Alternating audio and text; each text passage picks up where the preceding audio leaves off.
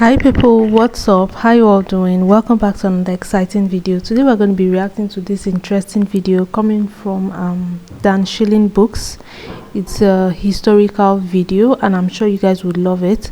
It's titled "The First Medal of Honor Ever Recorded." This is a historical video of the SEAL, the military SEAL John Chapman, and his story of his bravery act. Okay, so we're going to be reacting to these videos together, and we're going to be dropping our comments at the end of this video, not during the video but at the end of this video, so we can drop comments on what we think about this video. Okay, before we dive into the video, I'm Oge. Welcome to the channel. If it's the first time, you're super happy to have you here. Make sure you smash that red subscribe button, share with your friends, drop a comment, like, share, subscribe, and let's just get straight into the video. Chapman, a U.S. Air Force combat controller, and the SEALs are attempting to rescue their lost teammate. You'll watch Chapman's heroic actions as he saves the lives of his entire SEAL team and then another 18 members of a quick reaction force, earning America's highest award, the Medal of Honor. Chapman and the SEALs exfil their MH-47 helicopter. John is the second individual to exit and immediately moves in the direction of the summit. He can be seen moving off to the right of the screen, alone. The team is taking heavy fire from every direction, as indicated by the arrows, as Chapman begins engaging targets. You can see spent cartridges ejecting from his M4. Chapman then begins closing with the enemy, forcing his way upslope in knee and thigh-deep snow. He is constantly under fire as he does this. Chapman's team leader begins to close on Chapman, following his trail through the snow. The dark mass above Chapman is a fortified bunker containing 2 enemy fighters, each armed with AK-47s, who are firing down on the team in the darkness. This bunker will come to be known as Bunker Number 1.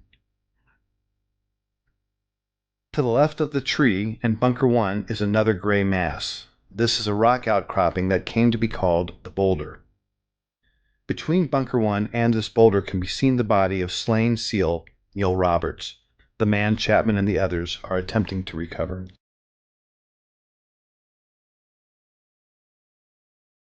Chapman, still alone and closest to the enemy, pauses to engage targets as his team leader follows him, but never actually catches up with him.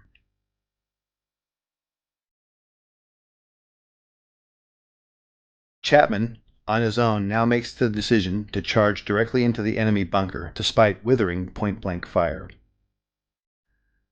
Chapman, now literally on top of the enemy, engages the 2 combatants and kills them, saving the lives of the remaining SEALs. He does this from a distance of no more than 10 feet. These actions, by themselves, earned him his first Medal of Honor. He then climbs into and takes control of the bunker. Having cleared the immediate threat, Chapman is then joined by his team leader in Bunker 1. You can then see Chapman and his team leader engaging the next bunker, known as Bunker 2, which is situated to the left edge of the screen. This bunker, manned by a handful of Chechen and Uzbek fighters, also contains a heavy PKM machine gun, hand grenades, and rocket-propelled grenades. John Chapman is shot twice at this time in the torso and collapses, incapacitated.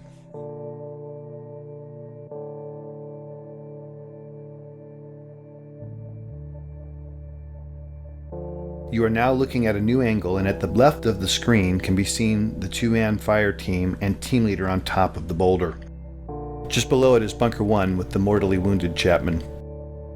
One SEAL can be seen firing his modified M60 machine gun from the hip into Bunker 2 on the right side of the screen until he is struck by grenade shrapnel and tumbles 10 feet off the top of the boulder, collapsing at the feet of his team leader, thus setting off a chain of events that would lead to the SEALs abandoning Chapman on the summit. The wounded SEAL and the team leader can be seen conferring about his injuries.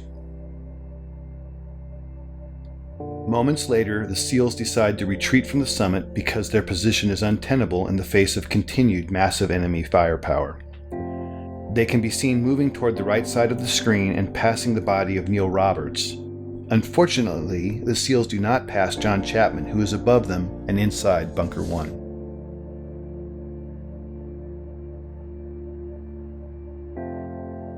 This angle shows 3 seals in a triangle. The larger black heat signature is a smoke grenade. Just to its left is a donkey and dead Al-Qaeda fighter killed by Chapman. The steepness of the mountain can be seen as the seals begin to slide down the near sheer face.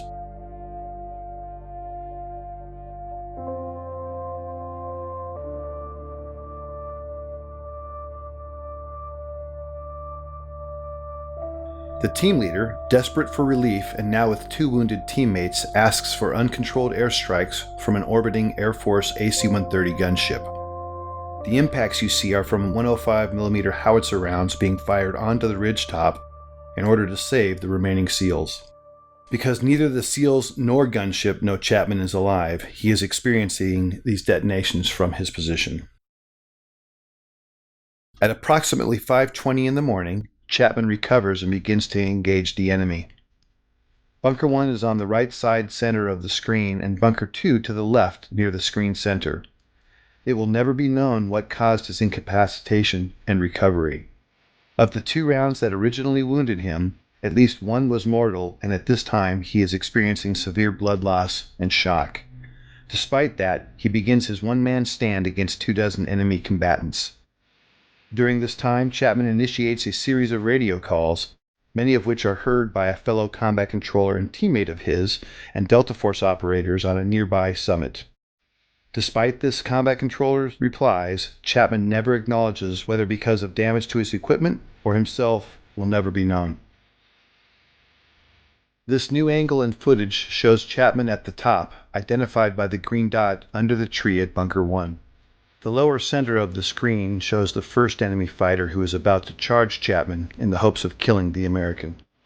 The timestamp at the bottom shows it is now 6:05 in the morning and fully light. He's been fighting alone now for 40+ minutes and has received more gunshot and shrapnel wounds as a result of the fierce combat. This scene shows the second of several enemy charges. In this stunning display of determination and courage, Chapman can be seen fighting hand-to-hand with the fighter. In the larger screen display can be seen additional enemy moving on to the summit. But right now, John Chapman is fighting for his life. 6 minutes later, in this new shot, Chapman can hear another helicopter approaching the summit. He is in the bottom center of the screen underneath the tree and can be seen in the magnified inset box as he begins his desperate final stand to save the lives of the 18 men on the helicopter. The red dots are enemy fighters. John begins engaging the enemy in multiple directions and is rapidly approaching the last of his ammunition. The helicopter contains a quick reaction force comprised of Rangers, pararescuemen, and another combat controller. It is now 6:13 and the helicopter is short final. The enemy is desperately trying to displace Chapman so they can put heavy weapons or rocket-propelled grenades in Bunker 1 while simultaneously engaging the helicopter. With the choice to save his life or the lives of his unknown comrades, Chapman makes the decision to climb out of the bunker and begin firing in multiple directions as can be seen in the inset. Suffering from as many as a dozen wounds, Chapman is in fact already in the process of dying. As he fights, the helicopter is struck by a rocket-propelled grenade and makes a remarkable controlled crash just below Chapman and the summit. Chapman, now off-screen, continues to cover his comrades as they pour out of the stricken helicopter. Some of them are fatally shot as they exit. These images, with Chapman fighting the enemy at close quarter, are the last to show him alive and in this heroic act, thus qualifying for his second Medal of Honor. Ultimately, Chapman would expend all but the last few rounds of his ammunition, until, finally, after 16 bullet and shrapnel wounds, Chapman succumbs when he is shot through the heart. We will never know his final thoughts or words, but what we do know is his decisions and actions single-handedly saved the lives of 23 comrades. For more information about John Chapman's amazing story and the details about this mission, visit danschillingbooks.com or your favorite book retailer to obtain a copy of the Chronicle of his life, Alone at Dawn. I've seen the military's bravery before, but this bravery displayed by John Chapman is on another level. OMG, oh my gosh.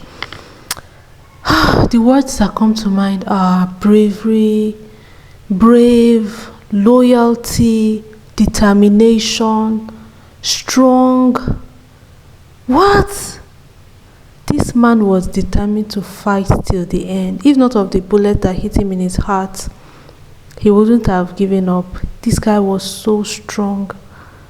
He was so loyal. He was so loyal. He was so determined. He displayed so much selflessness. What? I don't think anybody in their right senses will be able to display this level of bravery. Covering for your own brothers and sisters. I don't know. I mean, there's no how you watch this video and you won't shed a tear or two, because the words, I have no words. I have no words. Like, I'm just short of words. This man is, in fact, I wish he didn't have to give up the ghost. I wish he actually lived to see how much bravery how much impact he did. You know, he was even covering for the people in the helicopter. He made sure that he covered for them, even with all the bullets in his body. Can you just imagine that? He didn't give up. He did not give. Oh my gosh, I watched this thing and I had so much tears in my eyes watching this. You know what? I feel like John Chapman deserved more than 2 medals, because he actually got 2 medals, right? He deserved more than 2 medals. He actually gave up his own life. Imagine someone being this selfless. The only person I know that is selfless, which is not a human, but came as a human form, is Jesus. But I don't know. I know the military are so brave, but not to this extent. He wasn't going to give up. He wasn't going to give up. He made sure he fought till the end. And I feel like that's one of the trainings they actually give them in the military. They don't give up without a fight. This guy fought till the very end. Let's know what you think about this particular video. I watched this with a heavy heart, even though there are so many beautiful things to learn from this man's bravery. So a big shout out to John Chapman. His story, his history will never be forgotten. These men that he saved their lives, they will never forget him. His children, grandchildren, never ever be to be forgotten. So please drop all your comments in the comment section. Let's know what you think about John Chapman. Let's know what you think about this particular story. Is there an additional information that would like to know about this particular story? Please let us know in the comment section. Do well to like, share, subscribe, turn on post notification bell so you get notified anytime I drop a new video, and I'll see you in my next episode.